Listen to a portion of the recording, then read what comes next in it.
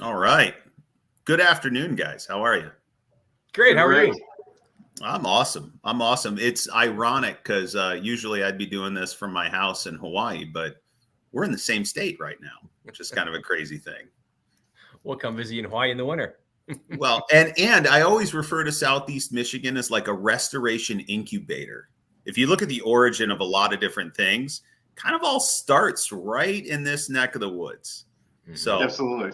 little serendipitous that we're here today.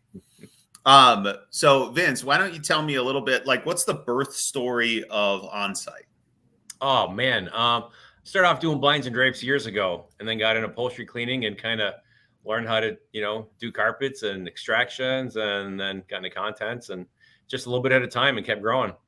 Right on. So what are the current service offerings that you guys have at Onsite? We do contents and mitigation work, tryouts, Okay. both for residential and commercial. And any aspirations to get into the reconstruction, or have we sufficiently scared you away from doing that? Tried it. It's not my cup of tea.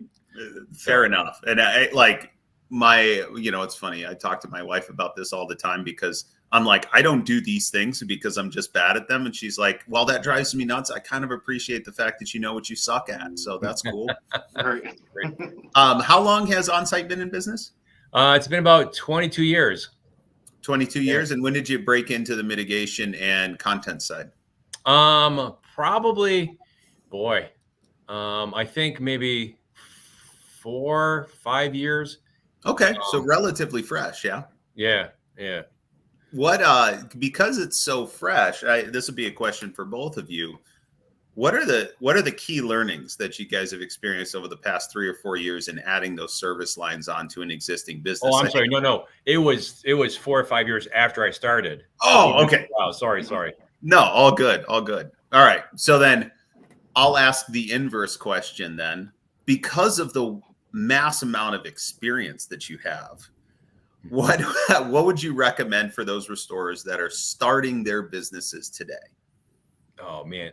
I think if education is really important, it's more important now than it was in high school or college, because you really want to know the what you're doing, what you're getting into, and also how to run a business. I mean, they don't really teach you that in school. I have a bachelor's degree from Cleary University in business administration, and I can probably count the number of times. No offense to Cleary, great institution. Don't take this the wrong way, but like the translation of like the book learning to practical experience doesn't necessarily translate. There's those wonderful fundamentals of like, here's what a profit and loss statement looks like. Right. Like those are helpful, but That's what do pretty you much do with it? Like that's all practical experience. All right. Don, So what about I you? say get a mentor, get a coach, Mhm. pivot. I mean, learn from people around you. It'll save you a lot of heartache, a lot of money. I agree. Don, what about you? Any pointers for anybody who's starting out? Yeah, I mean, you really just, as you guys have mentioned, becoming a student of the business, really understanding the services, how to extract water, the science behind it, with it, but also understanding what your clients' needs are, who your clients are, what they need. And then there's a business side of it. How do you run your company? What are your financials look like? What's your risk and your exposure and liability? So there's more than the actual producing of the work in the field. It's generating the lead to get you to that work, but then it's also managing that work so you have reoccurring revenue. You've got repeat business from clients, and then managing it in a way that your company's profitable. Nice. So I always joke that none of us were sitting in a sandbox at like 7, 8, 9 years old, smashing 2 trucks together, Right. going, I want to work in flooded basements. That sounds really fun. We all have this unique story of how we fell into restoration. Don, what's yours? Mine's unique. I came from working at McDonald's franchise, and I was looking to do something different. I was young and trying to figure out what I really wanted to do. I had a friend in the industry, and they were looking to hire someone to schedule out carpenters and dispatch, and I thought it sounded neat and different. I had no idea what insurance restoration meant. Extraction and contents and reconstruction. I didn't know that existed, an insurance restoration. So I thought it was interesting. And, I started with the company, and I realized that not only can you really help people when they really need it, but, it's an industry that it's always changing, and I enjoy change, and there's a lot of opportunity in it. And it was exciting. It was fun to do every day. And like I said, you're servicing people when they really need the help, and you develop a team of people. And it seems like in the restoration industry, when you get the right people together, no matter if you're out for 12 hours or 24 hours working on losses, you still have fun, and you never lose sight about a client. And that was a really unique moment and experience that I enjoy. Nice. I can only imagine the stark contrast between making the exact same burgers over and over again compared to the restoration ecosystem, where nothing's ever the same. Like, Right. we try and create these systems and templates, but until you set foot on a job, it's like, who knows what you're going to walk into. Yeah, Vince, everything's unique. what's your origin story? Mine's funny. I met a girl that was in the textile business, and that's how I'm like, you do what for a living? She's like, oh, we do textiles when there's a fire. I'm like, it made no sense to me. And then I got involved in business, and it was a lot of fun. Back in those days, it's like you take adjusters out drinking, and they like you, they send you to work. As long as you did good work, it was fun. It was a lot of fun. And so now here we are today, where there's less connection with the adjusters, but it's really more based on work performance. Yeah. How do you feel about that shift in the industry? Oh man, I really liked it when we were all friends and hanging out and doing our thing. But I get why I get it. It's just a new era, and I understand it. It's just changed. For sure. I still imagine, though, you probably still have some of those adjusters that you're like, hey, come on, let's go grab a beer. Oh, for sure. Yeah. I have some really good friends that are adjusters. Absolutely. Yeah. And when did you guys join Pivot? Yeah, it was like 3 or 4 years ago. Okay. Time flies. Maybe even 5, but maybe 4. Somewhere in there. And at that point, like, rewind the clock. You're sitting there and you're going, my gosh, I need some help. Why did you decide to join Pivot? It's a funny story. Lucas from Sanctum had a client that wanted to hear about his business. So he goes, hey, do you mind if this guy calls you? I'm like, yeah, sure. So we talked, and then he's like, and I wish I could remember his name, but he's like, oh, have you heard of Pivot? I'm like, no. He told me what they do, and I'm like, are you kidding me? This is exactly what we're looking for. So he was describing exactly what you guys did. And how you look at everybody's numbers, you help each other grow. I'm like, this is what we need. Nice. So then hung up with him, and then called John Kowalski and got the ball rolling right away. There you go. And then why, like, you've been around long enough that you've kind of gotten over the initial learning curve, right? There's a steep learning curve coming into Pivot with the KPI input and everything like that. But you make the choice to stay year over year. Why is that? Well, I've seen how, again, it's like a course. You're learning up to this point, and then you're getting better. Then you learn up to this point, you're getting better. Learning up to this point, you're getting better. So there's always things that we're fine tuning and getting better at. And the nice thing about Pivot, you see what people in your industry are doing in different states, and you're like, wow, how did you achieve that? And they help you get there. So it's like we're striving to get better and better every day. So I can't see us never not being in Pivot. That's awesome. What about from your perspective, Don? What's the value that Pivot creates for you guys? I mean, Pivot brings so many values to us. It lets us look at our company in a different way, and on how we analyze our numbers to set really goals and targets, because we continuously want to grow with it. But also it provides an opportunity to meet with colleagues in the industry that are experiencing similar things that we're experiencing, or they've already experienced that and they have solutions on how to overcome it.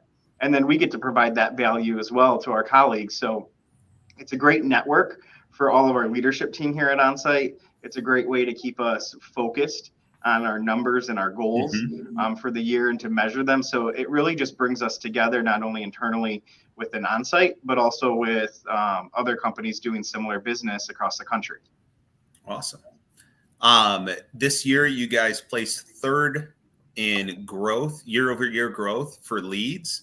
What what did you work on to achieve that increase in leads? Like, what screws did you turn within Onsite that resulted in more leads coming in the door? Yeah. Really, our marketing team. Go ahead, Don. Explain that. Yeah, that's exactly what I was going to say. It ties in with our marketing and our production. Like, marketing's got to create an opportunity and production has to really deliver it. And we set a strategy on, clients that we want to target. And we had a really plan put together and we were consistent in it. And, we started strengthening our current relationships. We've had a lot of pre-existing relationships that go back years. And we really worked on developing those to increase our work with them and our production, on our service. Because at the end of the day, if it's not great service and there's issues on a job, you're not going to get a repeat from the client. Like the client wants no issues on a job. They, want things to run smooth and easy. And we know the reality of restoration work that's difficult. But we really focused on how to overcome those challenges. So that way we're consistently delivering exceptional service. And, simultaneously, we're developing our marketing plan and being aggressive on, the growth. Nice. Anything to add, Vince? No, that's exactly it. So who from your organization really led the charge on those marketing and production initiatives? Is there anybody you'd like to recognize? Yeah, our whole marketing and sales team, like they really embraced, the growth and the direction the company's heading. And, Shauna and Barb and Christy, they did an amazing job of, hitting the pavement and really bringing the value to the clients and securing that. And Sanctum was, very helpful in keeping us organized and on track with it. So the whole team together has been really able to achieve those results. Our sales teams are hitting new goals and targets that they were scared were not obtainable. And, halfway through the year, we're on track to hit them. And so our team's really excited about that because we're, pushing them and they're hitting new limits that are, they're breaking their limits and going, further. With it. So it's an exciting time, but the whole team together is doing amazing. That's awesome. How, like, one of the greatest problems I see in our industry is maintaining that rigorous accountability to the sales process. Could you shine a little light on that? I don't know if that's a Vince or a Don question, but whoever wants to take it, like, I just see a number of individuals struggling with that accountability. How do you guys manage that? Yeah, it's a great question. And when the whole company's culture and focus is, on servicing a client and working together as one team with it. And so with our, our production, our project managers, estimating, our accounting team, the sales team, when we all work to service our client, we start holding each other accountable and not even realizing it. And people are motivated to support each other. And nobody wants to lose. And when you're on a team that's winning, it keeps people driven. And so one salesperson sees that the next person is able to hit their goals, they're going to keep pushing so that they're hitting their goals with it. But also, providing the daily support. It's consistency in it. You can't set a target and then follow up, after the first month, after the first quarter, halfway through the year. Then you get to the end of the year and you're like, what happened? Where are we? It's got to be the day-to-day coaching, providing support to the team. And that, creates the accountability and people don't even realize it and they're having fun doing it. And, it just creates a positive environment at our company and it encourages and really motivates the staff.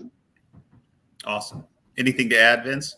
Yeah. And Don's really good at motivating and really coaching people. Like he does it every day with every department. That's his forte.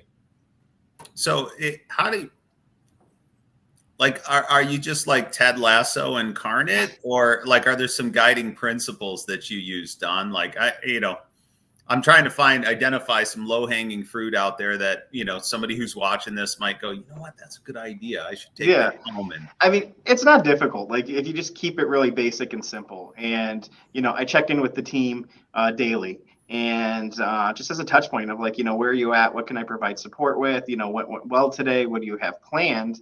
And then that really allows me to help course correct and provide real time coaching in training. But in doing that, you're creating accountability because Mm-hmm. now we're putting a new action plan together and it's real time with it. So then when the next day comes, you've already achieved some results, and then now you're ready to set on for the next with it. So it's just having that daily communication and that checkpoints. It really allows you to provide that support and direction needed to keep the team going, and that creates accountability.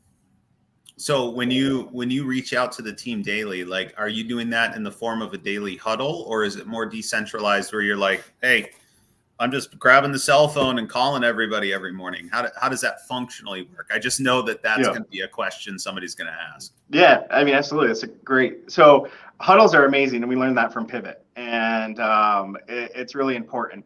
For the people in office and our production team, before they head out every day, we do in-person huddles.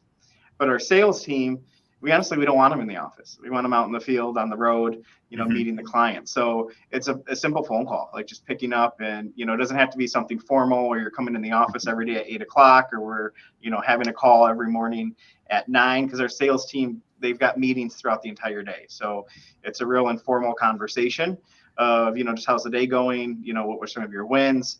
What's, some things that you've got set up? Is there anything that I can provide support or value to? Mm-hmm. And really that allows you, if after a salesperson meets with a client, having that conversation, I may be able to identify an opportunity to just strengthen that relationship with the client. And, that's great. And now we can do this to help move us even further with the client doing it. So I keep it simple. I keep it informal, but I try to do it every day. Awesome.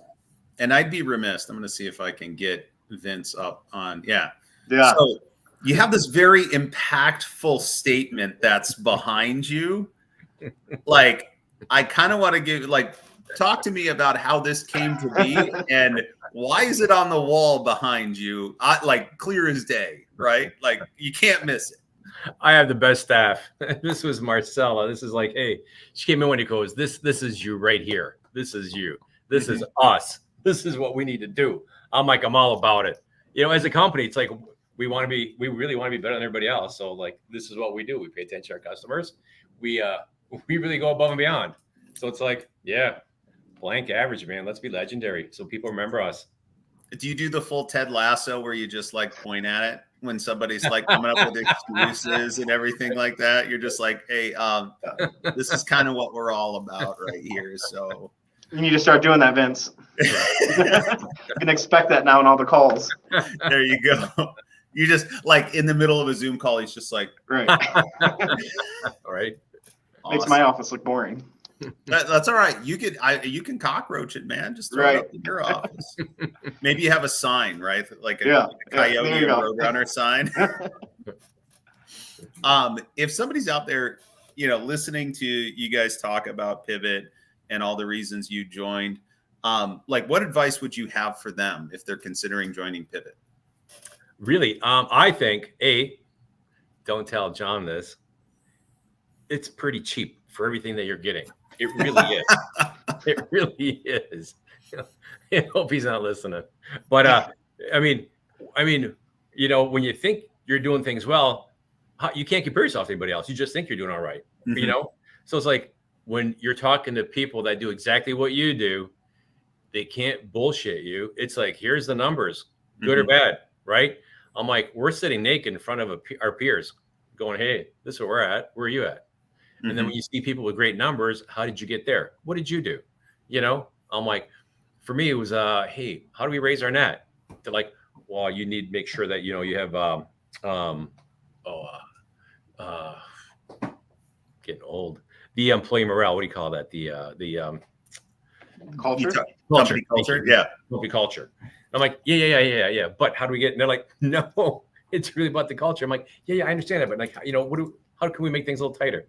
Like, listen, it really is about company culture. So it's like, once I went, okay, I hear you. And we really focused on that. That's when our numbers started coming up. Our bottom line numbers started coming up. That's awesome. It really was. Anything to add, Don? Yeah, I mean, I would just say buy into it. You've got to fully, use the program. In the community and the group within Pivot. for to not be afraid to be just raw and honest of where you're at or what you don't know, because that's going to really allow yourself to elevate. You know, once you really, to Vince's point, expose yourself, then you can be humble enough to take in direction and advice with it. And if you don't know, reach out. I mean, there's such a big community of colleagues and also the staff at Pivot. You know, we reached out 2 weeks ago of like, hey, we're reporting on these numbers with the spreadsheet. We're getting, you know, tied up here. You know, where are we, how do we put these numbers in? And then as soon as we did it correctly, it showed us like where we really are. And then we can learn from that and then make decisions on how do we improve with it. So, you know, you got to fully lean into the program, take advantage of the support, and, you know, be humble, and you're going to really see great results. That's awesome. That's awesome advice. So I always end all of our interviews with giving you guys the opportunity to ask me a question. It always feels insincere for me to be like rapid fire asking questions, right? I want to give you guys a fair crack. What questions do you have for me? What what brought you into Pivot and doing what you're doing? So I spent 16 years building Premier Restoration Hawaii, and I exited that business rather abruptly in the summer of 2022. I've got 2 young daughters that are 3 and 7 currently, and I wanted to do something that afforded me a little more flexibility to where I could be present in their lives.